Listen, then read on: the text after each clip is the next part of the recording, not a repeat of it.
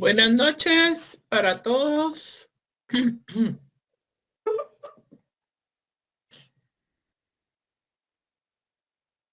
Buenas noches, licenciada.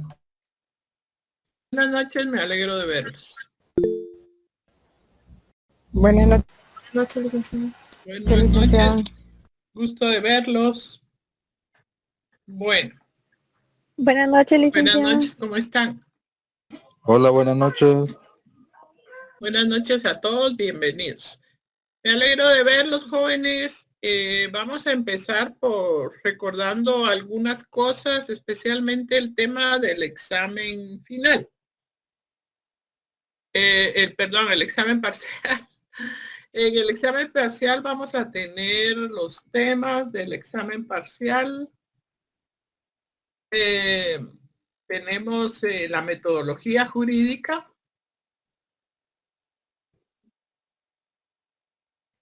En primer lugar, la metodología jurídica. Yo les compartí una presentación en Classroom de este tema. Perdón.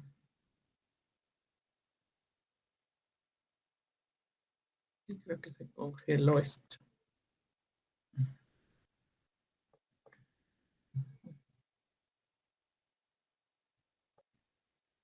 Les compartí un tema de la metodología jurídica. Metodología jurídica.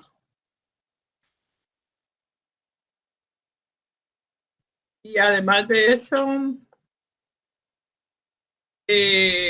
las técnicas, empíricas que son la entrevista, el cuestionario y la observación. Estas técnicas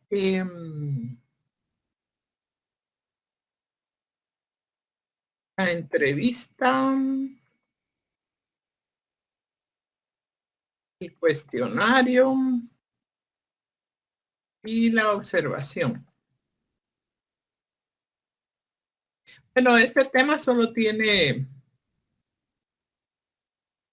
examen tiene pocos temas, solo la investigación jurídica y las técnicas empíricas. El examen tiene un valor de 25 puntos. Aprovechen y saquen una buena nota. Además de eso, el día lunes 9 a las 18 horas, también ese día voy a abrir una tarea en Moodle para que entreguen las tareas de grupales. Esa tarea tiene un valor de 15 puntos. En Moodle va a permitirse ingresarla únicamente el coordinador. Yo ya les compartí también en Classroom un esquema del contenido de esa tarea de grupo. Cada grupo pues debe adjuntar el trabajo realizado y también debe de agregar un listado de las personas que participaron en la elaboración de esa tarea. Yo voy a tomar como referencia el listado que ustedes envíen junto con la tarea, porque puede ser que algunos se inscribieron en el listado inicial, pero resulta que al final no trabajaron. Y de eso solo tiene que dar fe el mismo grupo, porque agrega su listado de las personas que colaboraron para tomarlos en cuenta con la nota que obtengan del trabajo. Yo quiero revisar, ya le voy a dar la palabra a Nancy. Quiero revisar ahorita el esquema que van a trabajar para entregar ese trabajo, para darles alguna explicación de ello, y si ustedes tienen dudas, pues también que me lo digan, ¿verdad? Porque estamos a tiempo de que ustedes me digan qué dudas tienen de cómo se va a realizar ese trabajo. Entonces les voy a compartir pantalla para que veamos si hay alguna duda de cómo se debe presentar el trabajo. El día del examen voy a abrir la tarea. Creo que se la voy a dejar el 9 y el 10 para que la entreguen como máximo. Y también ese día pues entrarán al examen. Estoy consciente que algunos tal vez no van a trabajar la tarea porque pensarán que con el primer parcial, que fueron 30 puntos, más 25 del segundo parcial, pues que pueden llegar a la zona mínima, que es 31. Pues quien lo decía así es decisión de ustedes, ¿verdad? Y les suplico a los coordinadores que no vayan a agregar gente que no trabaje, que no haya colaborado. Tomen en cuenta la asistencia a las reuniones, la realización de las tareas asignadas, el entregar un trabajo de calidad. Todo eso para agregarlos en el listado de quienes elaboraron el trabajo. Porque no podemos empezar desde las clases a promover la corrupción y darle una nota a alguien que no hizo absolutamente nada solo por amistad o por compadrazgo, ¿verdad? No puede ser así. Nancy, ¿tiene alguna pregunta? Sí, licenciada, perdone, es que fíjese que con nuestro grupo, con el que yo estoy trabajando, tenemos una duda porque nosotros trabajamos cuestionario y observación. Pero Sí. en la observación usted explicaba que tenemos que hacer un informe sobre la observación que se trabajó, pero como no hicimos trabajo de campo, nosotros lo que trabajamos fue más o menos lo que hubiéramos hecho, hacer como una lista de lo que hubiéramos observado. Pero no sé si es bien o si mejor hacemos una observación, porque sí podríamos hacer una observación del trabajo y hacer un informe sobre observación. Esa era mi duda. Ahorita les voy a compartir y les voy a explicar eso. ¿Qué es lo que ustedes tienen que entregar? Y el trabajo de campo no se va a realizar. Ustedes no van a ir a realizar. Pero nosotros no hicimos trabajo de campo, pero como en la parte de la explicación de la observación, usted dijo que en la observación uno realizaba un informe sobre esa observación. Entonces, esa era nuestra duda. Al hacer la observación. Si usted no hizo la observación, no tiene que hacer informe. Solo la propuesta, la guía de cómo hubiéramos realizado la observación. De qué es lo que van a ir a observar. Recuerden que muchísimas gracias. en Classroom tienen un ejemplo de cómo hacer una guía de observación de una institución educativa y una guía de observación en una comunidad. Entonces lo que ustedes tienen que... Sí, lo que pasa es que sí, cabal, realizamos toda la guía, pero no, y esa era nuestra duda, y esa duda teníamos en la última reunión que tuvimos, pero por eso le quería hacer yo la pregunta. Bueno, entonces les voy a explicar nuevamente qué elementos deben de presentar con ese trabajo. Aquí estamos. Bueno, el trabajo grupal, la estructura de cómo deben de entregar la tarea es, en primer lugar, la portada, ¿verdad? En la portada tienen que anotar el tema que ustedes investigaron, los nombres y números de carnet de los integrantes del grupo, ordenados del número menor al mayor. Esos que trabajaron, no de todos, porque si alguien no trabajó, no lo agreguen en ese trabajo al final. Ustedes, si quieren, pueden hacer una autoevaluación, ver quiénes asistieron a las reuniones, ver quiénes realizaron las tareas que se le asignaron y si entregaron un trabajo terminado. Los que no colaboraron, no los tomen en cuenta. Si quieren resaltar quién fue el coordinador, inclusive puede firmar el coordinador dando fe del trabajo del estado que están presentando. Por ahí alguien tiene su ups, perdón, aquí se me está cruzando. Tiene su micrófono abierto. Bueno, ya estuvo. Entonces, ¿qué más vamos a incluir en ese trabajo? Vamos a ver.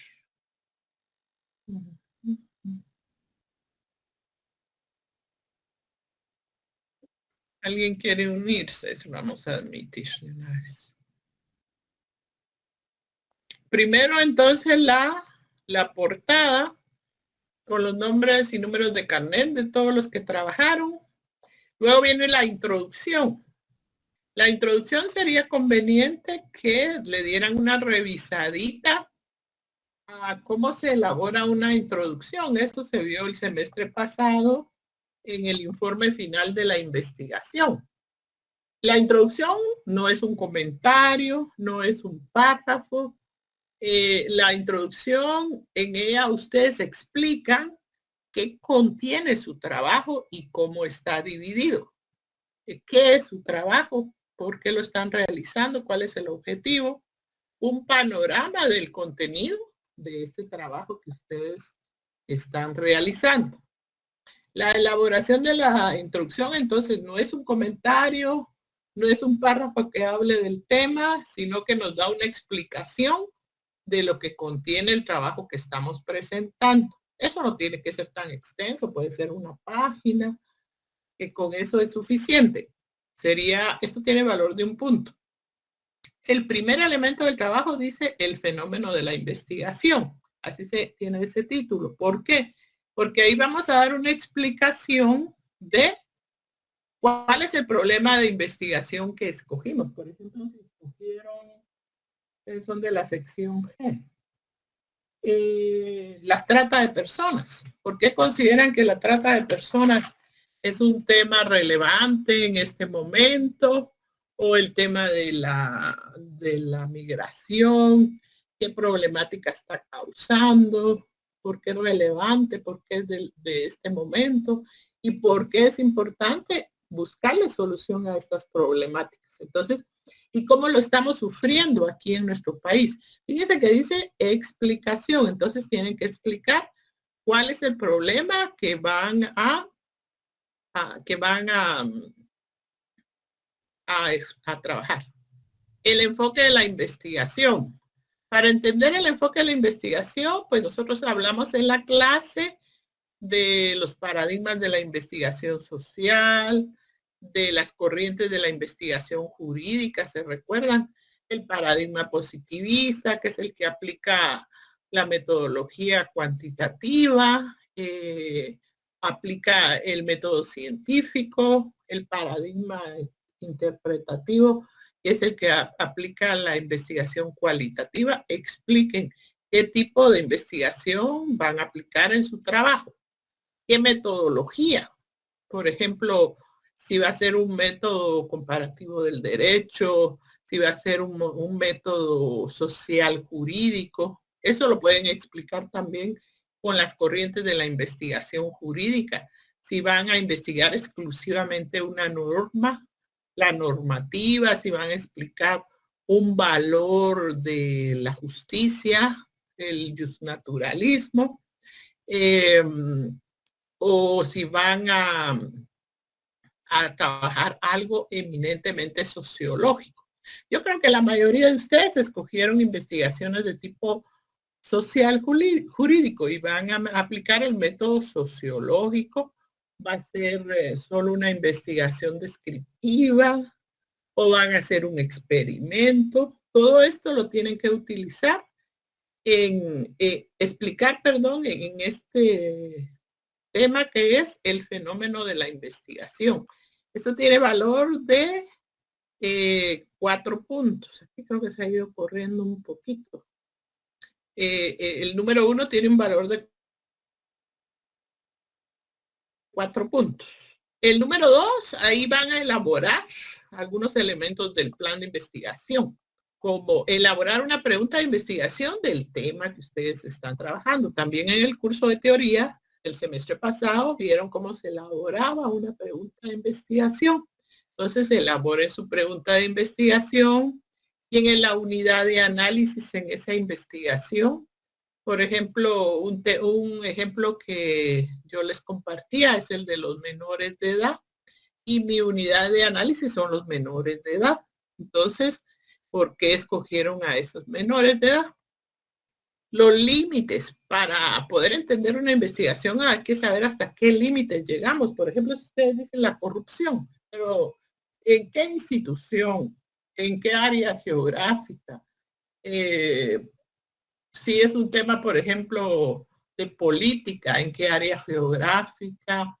Si es un tema de la mujer o de la niñez, pues también ahí tiene un límite de según el sexo, según la edad, según una institución. Entonces, ¿cuáles son esos límites temporales, geográficos, institucionales? Los tienen que explicar cuáles son los límites en esa su investigación. Tenemos que tener algún objetivo para hacer esta investigación. Hay que elaborar el objetivo general y algunos específicos. La hipótesis, que sería la respuesta a la pregunta de investigación, recuerden ustedes. Si yo digo cuáles son las causas por las cuales los menores, o cuál es la principal causa por la cual los menores de edad entran en conflicto o cometen hechos delictivos, por ejemplo, entonces mi objetivo será identificar esos causas por las cuales los menores se cometen hechos delictivos o se involucran en grupos que cometen hechos delictivos. Entonces, por lo menos un objetivo general y unos dos específicos. La hipótesis sería la respuesta a la pregunta de investigación. Por ejemplo, si yo desde antes estoy proponiendo que la principal causa por la cual los menores de edad cometen hechos delictivos es la desintegración familiar, esa sería mi hipótesis, la respuesta a la pregunta de investigación. ¿Quiénes son los sujetos de la investigación y las técnicas que se aplicarán? Además de la unidad de análisis, que son los menores de edad, hay otras personas que probablemente se van a ver involucradas en este fenómeno. Si fuera en un hospital, si mi investigación, por ejemplo, se va a concretar con los médicos, además de los médicos podrían estar los pacientes, los directivos del hospital, o si mi unidad de análisis son los pacientes, además de la unidad de análisis pueden estar otros sujetos como son los médicos, los directivos del hospital. Entonces a todos ellos puedo yo aplicarles una técnica para obtener información. ¿Qué técnica le voy a aplicar, por ejemplo, a los pacientes? Puede ser un cuestionario. A los médicos, una entrevista. O puede ser una entrevista para los directivos del hospital. Una guía de observación para ver cómo son las condiciones del hospital. Y tenemos que elaborar esas técnicas. Tienen que elaborar el cuestionario con sus preguntas. Igual como lo hicimos, como les expliqué en la clase, debe llevar una parte donde se anote los datos de la institución, el tema, qué clase de investigación se va a realizar y el objetivo. Y luego las preguntas que ustedes creen que le dará respuesta a su pregunta de investigación y a sus objetivos y a la hipótesis.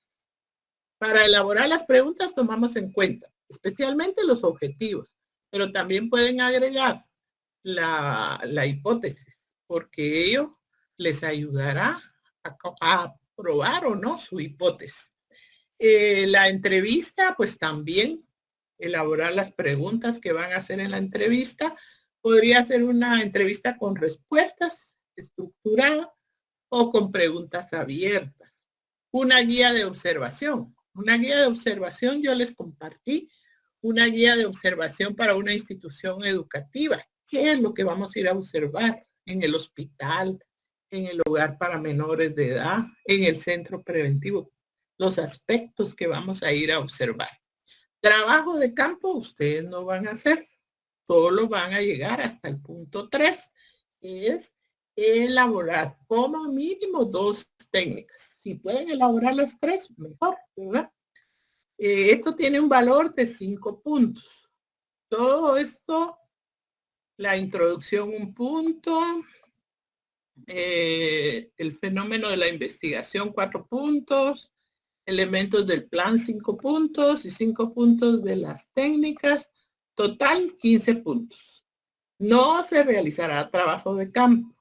La fecha de entrega es el 9 de octubre. Y incluir en el listado a los compañeros que realizaron la tarea. Solamente a los compañeros que realizaron la tarea. Entonces, si hay alguna pregunta de estos elementos de la tarea, pues es el momento de preguntar, ¿verdad? ¿Tienen alguna duda?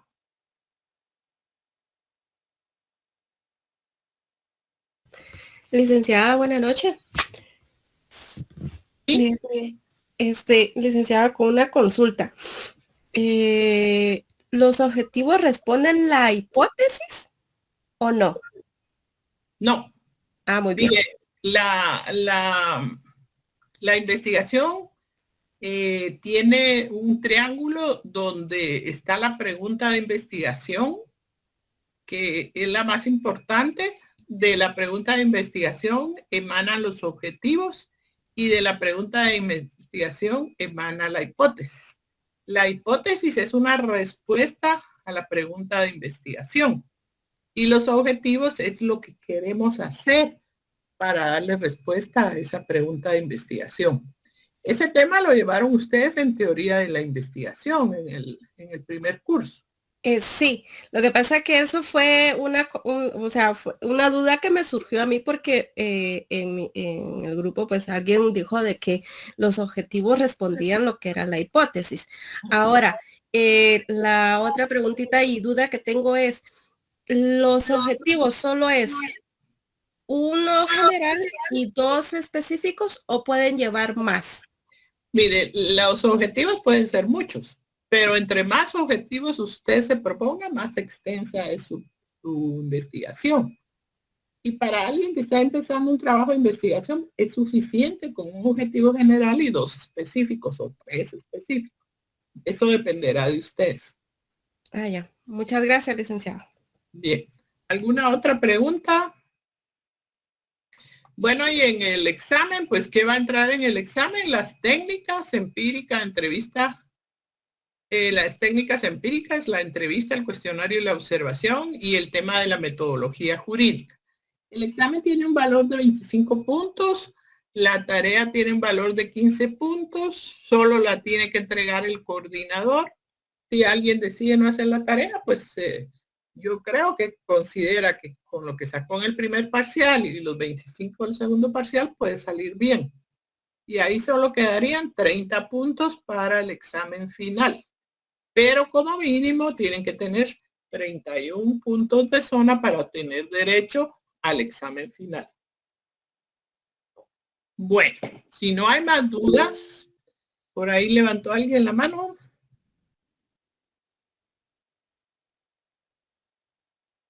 ¿O no hay quien? No hay otra pregunta. Bueno. No, licenciada, solo con una molestia. ¿Podría repetir qué es lo que viene en el examen? Aquí está en el chat. Técnicas empíricas, entrevista, cuestionario y observación y metodología jurídica.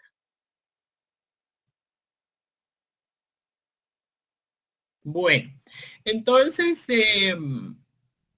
hemos estado hablando de la muestra. La muestra no es un tema que va a entrar en este parcial, eso es para el examen final. En los días que nos van a quedar de octubre y unas 2 semanas de noviembre, vamos a desarrollar la temática de los temas de estadística que son aplicables en el tema de investigación. No es un curso de estadística, sino que son algunos temas algunas técnicas que nos ayudan a elaborar una buena investigación y a colaborar con nuestra investigación.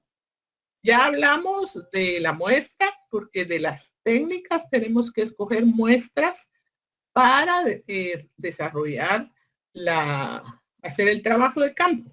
Entonces, vimos varios métodos de muestreo, el aleatorio el aleatorio simple, en el cual generamos números aleatorios por una calculadora, el aleatorio por estratos, en el cual nosotros realizamos grupos con características similares, el aleatorio por conglomerados, que de un estrato podemos extraer subgrupos, y el último que vimos que fue el aleatorio sistemático. Porque además de escoger el tamaño de la muestra, tenemos que lograr que sea probabilística y aleatoria. Y dice, ¿pueden compartir el tema de metodología jurídica? No lo compartí en Classroom, señores. Ayer compartió, pero no estoy segura. Vamos a revisar. Si Sí no lo compartió, licenciada. Sí está, ¿verdad? Sí, yo compartí el tema de metodología jurídica. Y ya compartí los dos temas de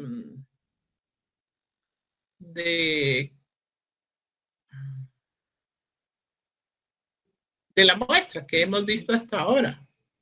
Y ahí está tipos de muestreo, la muestra y la metodología jurídica. Todos están en Classroom. Ok. Ana Fabiola. Buenas noches, licenciada. Disculpe, ¿nosotros podemos agregar a nuestro trabajo la técnica de muestreo? No, la muestra no la tienen que... Si ustedes quieren la pueden agregar, pero no tiene ningún punteo. O sea, sería un trabajo que ustedes harían por su cuenta. Ah, bueno, está bien, gracias.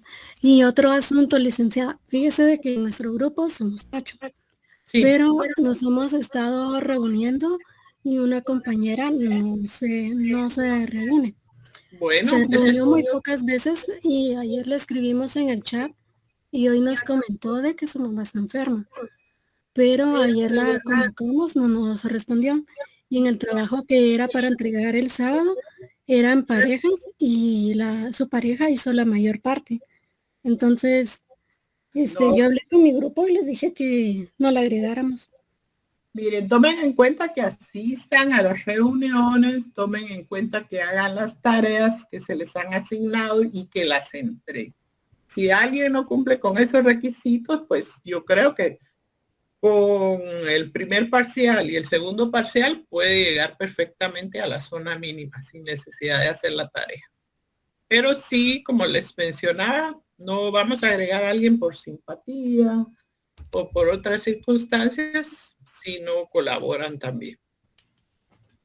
Bueno, yo voy a tomar en cuenta lo que ustedes me envíen y ustedes evalúense y decidan, tomen decisiones y por favor que desde este momento no empecemos a promover la corrupción, ¿verdad?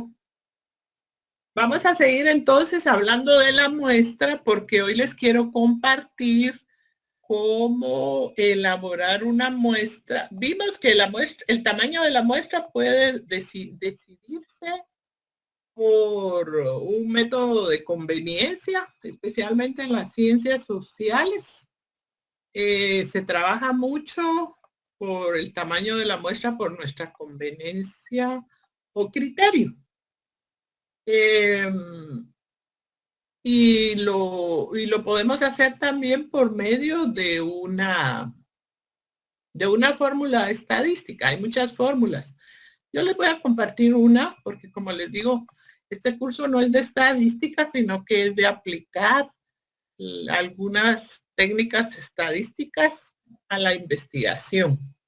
Entonces vamos a definir el tamaño de la muestra que se identifica como n minúscula. Y lo mejor para hacerlo, pues, es con un ejemplo. Les encargaría que tengan a la mano su cuaderno, que vayan realizando el ejercicio conjuntamente conmigo, o que tomen capturas de pantalla o que anoten los datos para que copien la información. De todas maneras, al final yo les voy a compartir la presentación. Y que tengan su calculadora a la mano.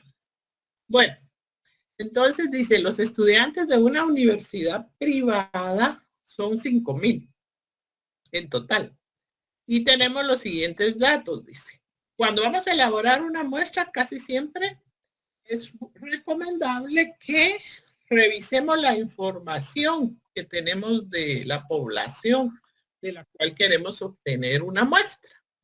Y dice que de esta universidad, del total de 5,000 alumnos, el 25% pertenece a ingeniería. El 40% a ciencias jurídicas y sociales.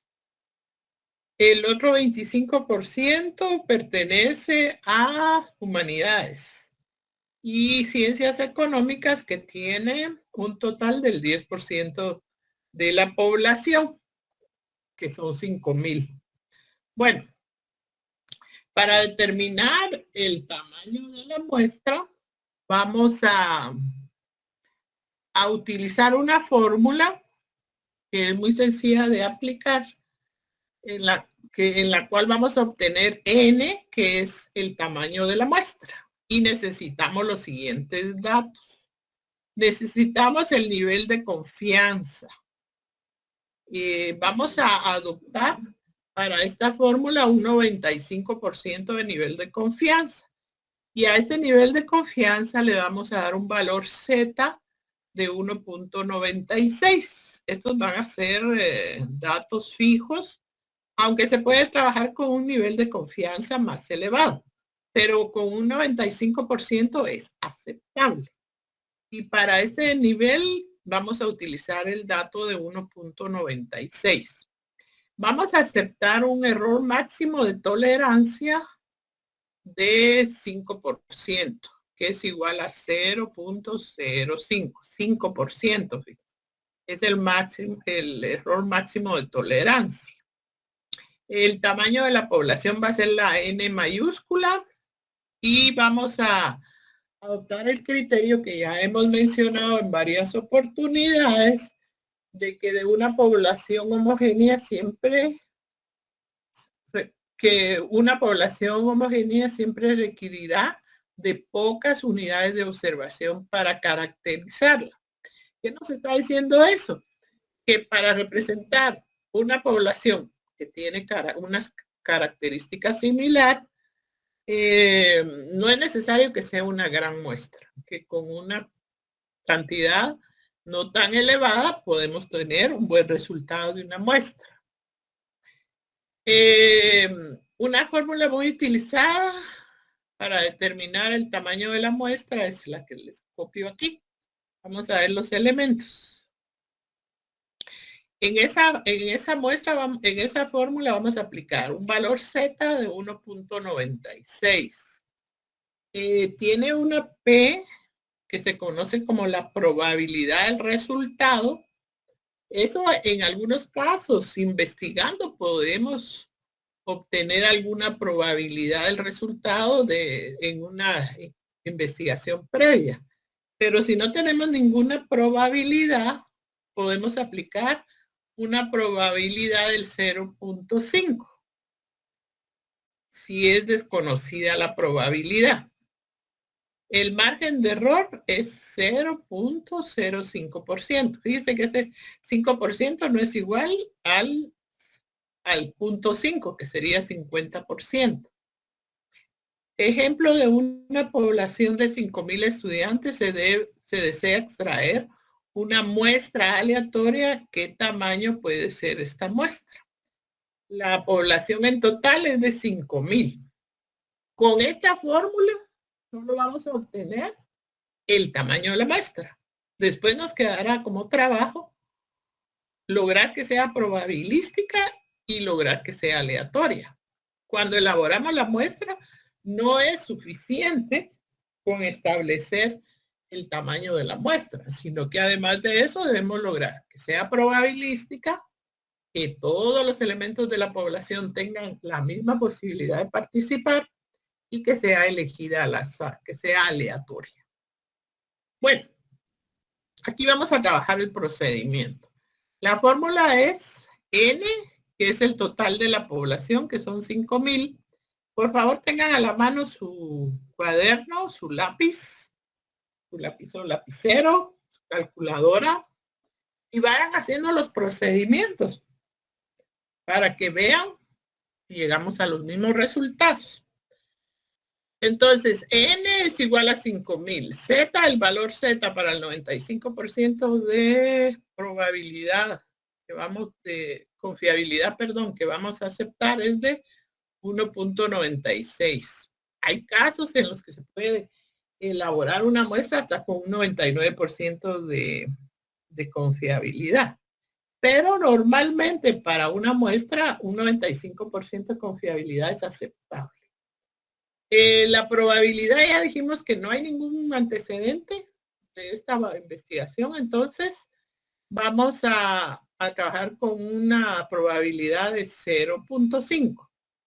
Y el máximo error que vamos a aceptar es 0.05. Bueno, ¿qué hago? Sustituir, ¿verdad? Sustituir en la fórmula.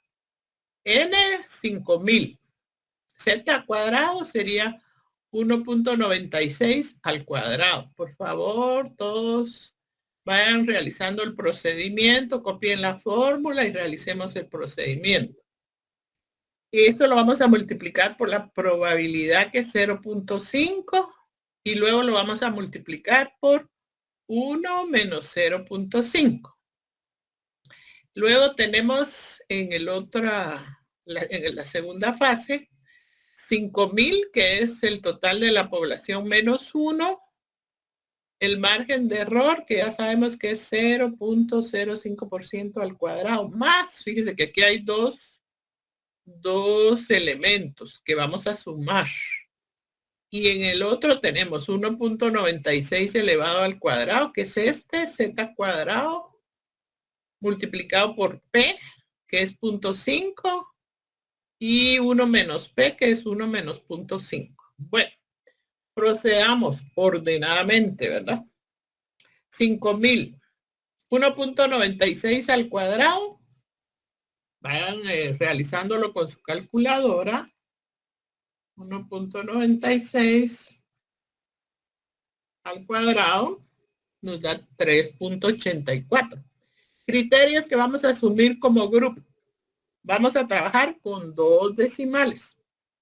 Vamos a aproximar solo cuando sobrepase 0.5.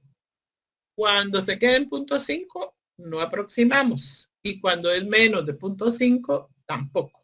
Entonces, aproximamos solo cuando la cantidad sobrepase el 0.5. Entonces tenemos 1.96 elevado al cuadrado, 3.84. ¿Alguien levantó la mano? Sí, licenciada, disculpe, fíjese que una pregunta, es que mi calculadora da solo 3.8. Entonces no... ¿Es científica? Sí. Hizo 1.96 al cuadrado. Sí, correcto. Haga 1.96 por 1.96, que es lo mismo. Sí, me sigue dando 3.8.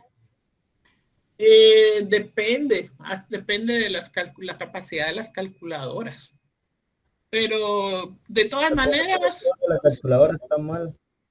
Sí, la configuración de la calculadora debe tener para solo un dígito.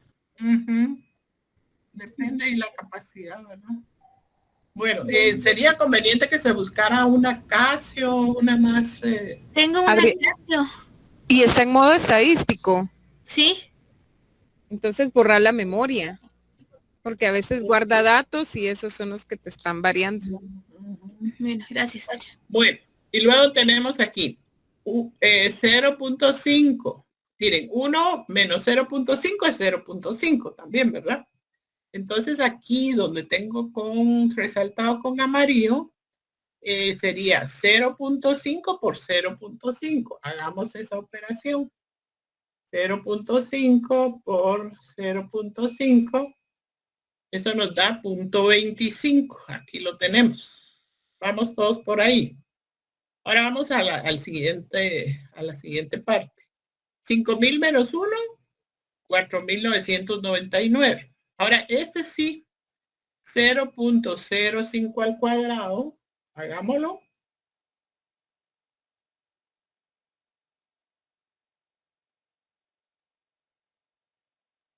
¿Lo tenemos?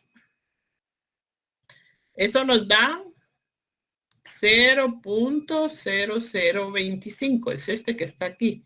0.05 elevado al cuadrado nos da 0.0025. Bueno, y lo siguiente, 1.96 al cuadrado ya lo conocíamos, que era 3.84. Este también ya lo teníamos, que era 0.5 por 0.5 da 0.25. Multiplicamos 4.999 por 0.0025.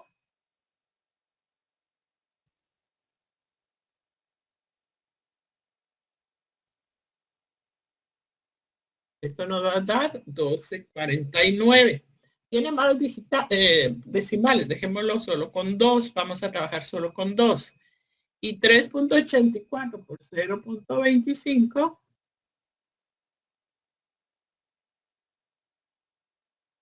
$0.96. Entonces aquí tenemos 5.000 por 3.84 por 0.25, 4.800.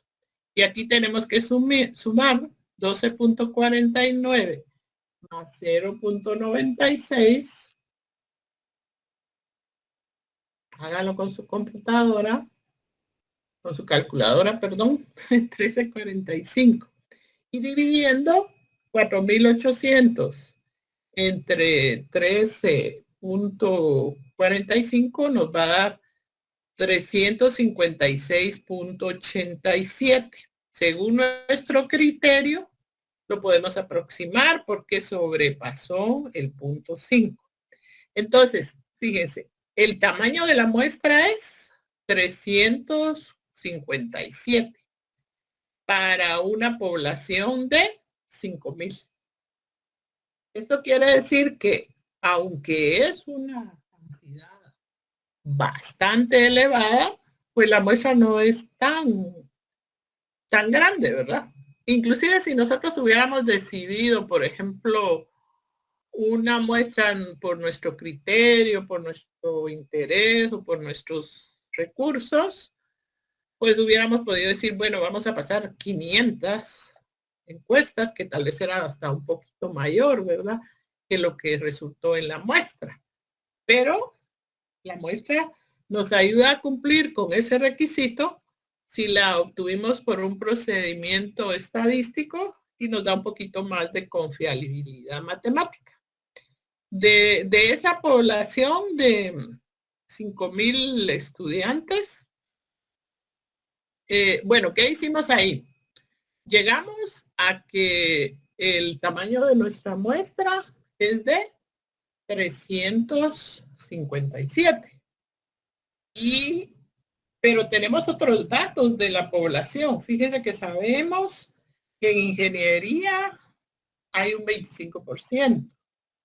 En ciencias jurídicas y sociales hay un 40%. Y que en ciencias en humanidades tenemos un total de 25%. ¿Cómo lograré yo que todos tengan la misma probabilidad de participar en mi muestra? A ver, ¿quién me puede dar ideas? ¿Qué podemos hacer con esa información que tenemos? Sacar porcentajes de la muestra también, de lo que nos dio el total, sacar el 25%, el 40% y el 10% para eso, con esos porcentajes tomar las muestras de esas facultades. Correcto. Entonces, lo que vamos a hacer... Licenciada. ¿Sí? Perdón. Lo que decía Nancy, eso no es lo de cuartiles y percentiles. No, aquí esa es la información que nosotros tenemos en general, de que esta población está dividida en esa forma, en esos porcentajes. Y nos vamos a valer de los datos que tenemos del total de la población para darle a cada facultad un porcentaje de la muestra adecuado a la cantidad de datos de población que tiene cada una de ellos. En este caso fueron 4 facultades, pero podrían haber más. Imagínense que hubieran 5, entonces tendríamos que sacar entre 5 o entre 6 facultades, dividir la muestra que tenemos de la población de 5,000 estudiantes. Entonces ahora lo que nos correspondería sería repartir ese total de la muestra, que es de 357, según los porcentajes que tiene cada una de las facultades, para ver cuánto le corresponde a cada uno de ellos. Entonces, saquemos el 25%, el 40% y el 10%, por favor, con su calculadora. Y me dicen el resultado.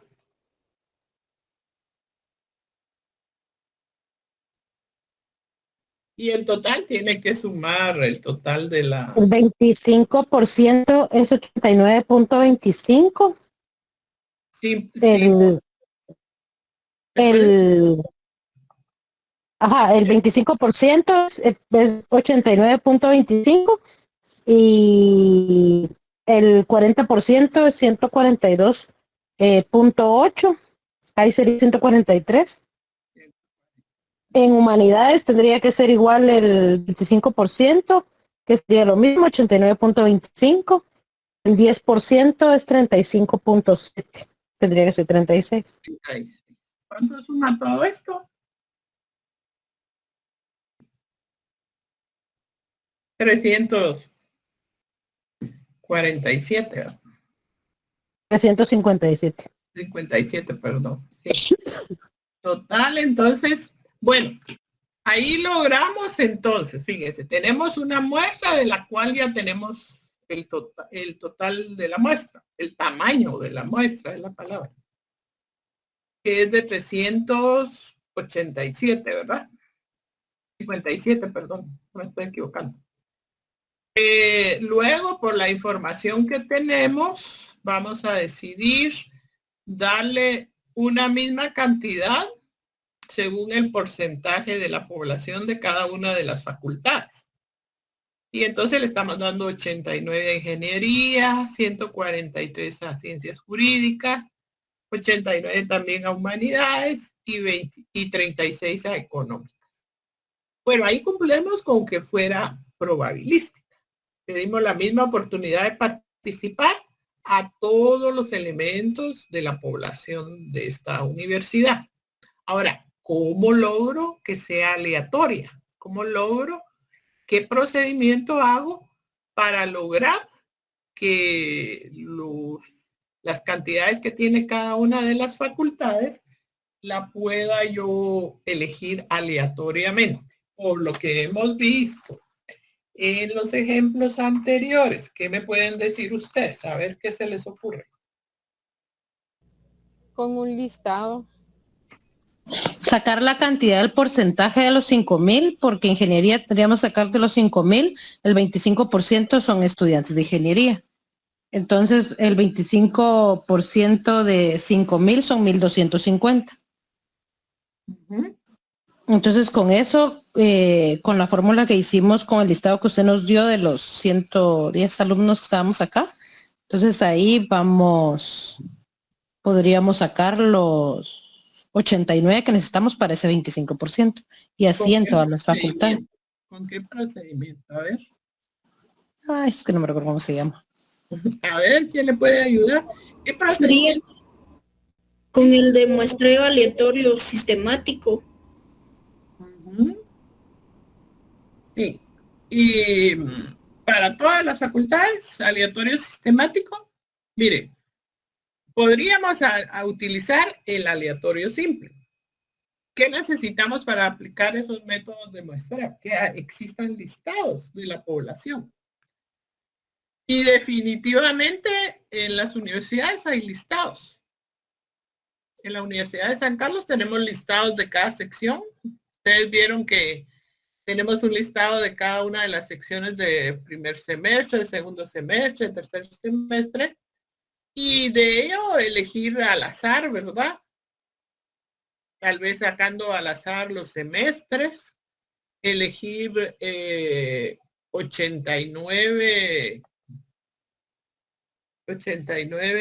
personas alumnos de ingeniería, de los listados de ciencias jurídicas también, elegir 143 de las diferentes semestres. Por ejemplo, en este segundo semestre tenemos segundo semestre, cuarto semestre, depende de los años que tenga la carrera, sexto semestre, octavo y décimo, hay 5 semestres. Y repartirlo entre los semestres y ya tener una cantidad para cada semestre. Igual en humanidades, para el segundo, cuarto, sexto, octavo y décimo. Igual en ciencias económicas, repartirlo entre los diferentes semestres. Existen listados de cada sección. Entonces, cada una de las secciones, aplicar, por ejemplo, el aleatorio simple generando números aleatorios con la calculadora. El aleatorio sistemático que dijo la compañera también, generando números aleatorios por el método, por el tipo aleatorio sistemático. Ahora mi pregunta es, además de eso, ¿podría yo aplicar el método por estratos? ¿Qué dicen ustedes? En esta muestra, ¿cómo lo podría aplicar? A ver, expliquen. Por ejemplo, si fuera en ingeniería, por semestres, ese sería un estrato, o sea, lo dividiría. O sea, si fuera en el primer semestre, ese sería la cantidad de alumnos de primer semestre, ese sería mi primer estrato. El segundo semestre, la cantidad de alumnos, ese es mi segundo estrato. Y así me puedo ir, ya sea por el segundo, cuarto, décimo, dependiendo, ¿verdad? Sí, y les decía que en el segundo semestre funciona el segundo, el cuarto, el sexto, el octavo y el décimo. Si son 5 años de carrera, ¿verdad? Depende. Entonces tendríamos... Puede hacer también con los repitentes, o por ejemplo los que van repitiendo una misma clase, o llevan por primera vez, segunda vez, o más de otra vez. Puede ser. A ver, Arnulfo, ¿qué dice Arnulfo? ¿Qué se le ocurre? Pues por muestreo aleatorio estratificado, podemos elegir, bueno, hay varias variables, valga la redundancia. Podría ser por género, como decía Seleni, podría ser repitentes y no repitentes, por edad también, rangos de edad, o también podríamos hacerlo por semestre, rangos de edad, también si ya están graduados o no, o sea, si son de primer ingreso, o si ya tienen alguna carrera culminada. Depende de mi investigación, ¿verdad? Porque, por ejemplo... El enfoque. O el enfoque de mi investigación, si me conviniera, por ejemplo, la opinión de los hombres y las mujeres, podría ser estratos de hombres y mujeres. Si, por ejemplo, los repitentes, ¿qué piensan quienes son repitentes? Y quienes entran por primera vez a la universidad, podría ser 2 grupos con ellos.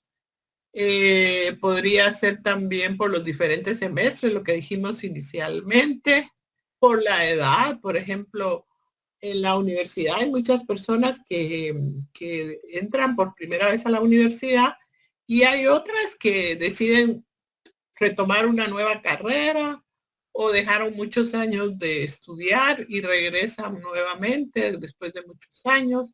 Depende.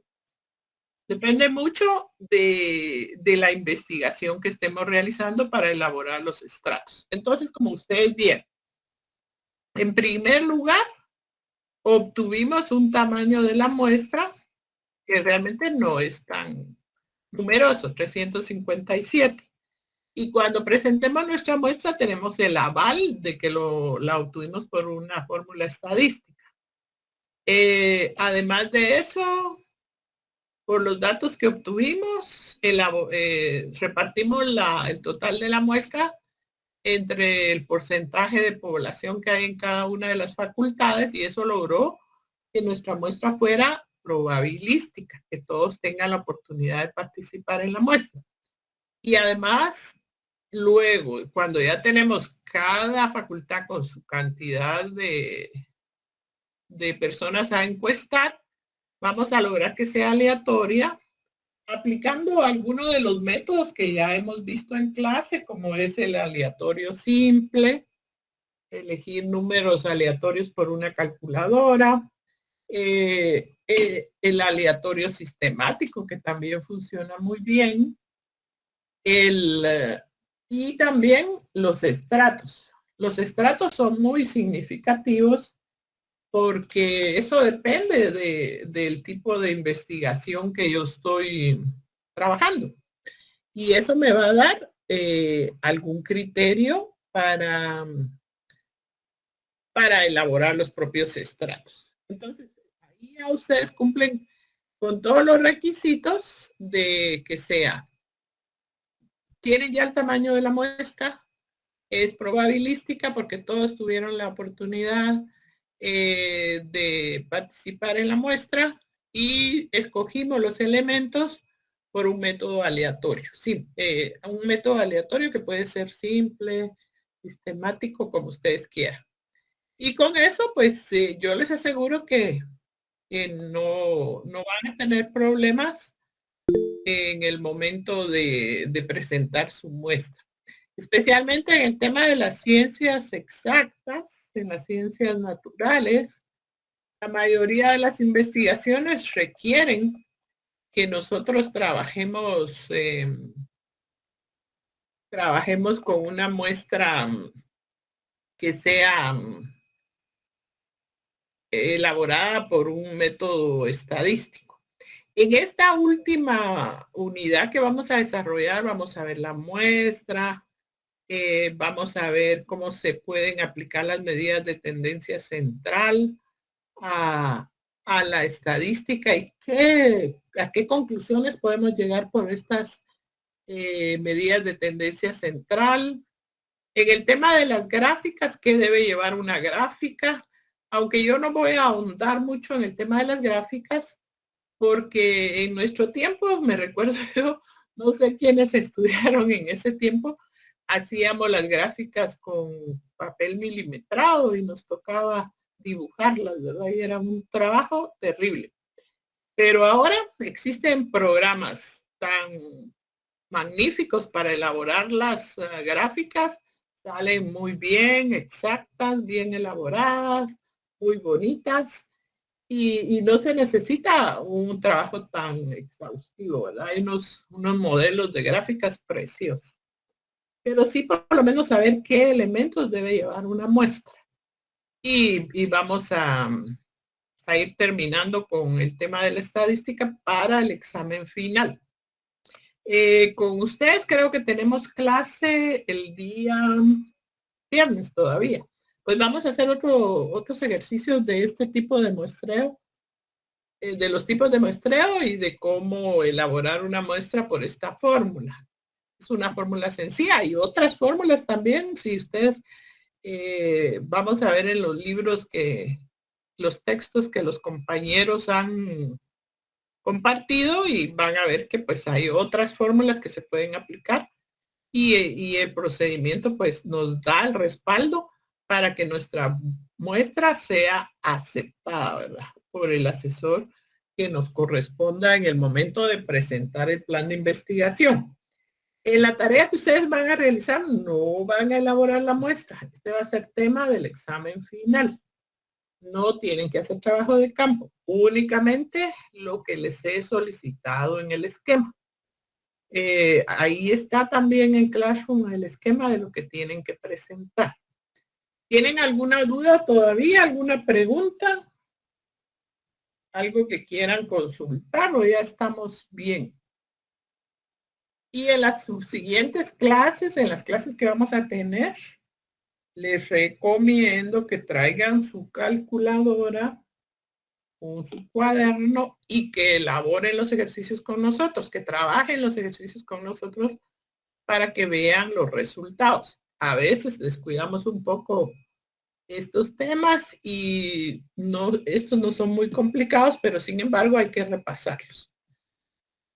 No hay ninguna pregunta del examen de lunes o de la tarea. Si estamos bien, entonces vamos a dejar hasta aquí el día de hoy. Disculpen, la nota del trabajo nos las va a dar por aparte o va a ir en el segundo parcial. Miren, yo creo que primeramente les voy a publicar la nota del segundo parcial, que es sobre 25.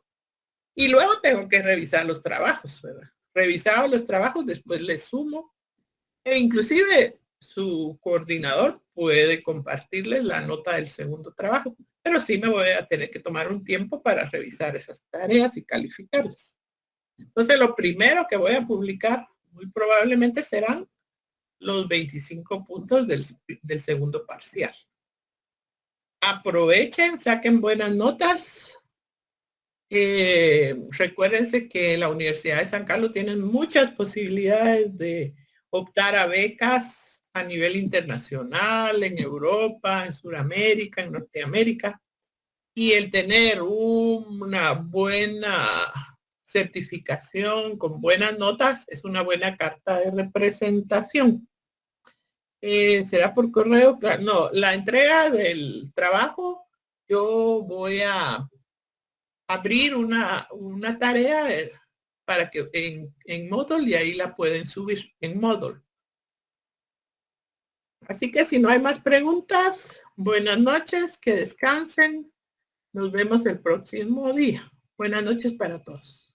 Gracias, licenciada. Buenas noches. Buenas noches, licenciada. Buenas noches.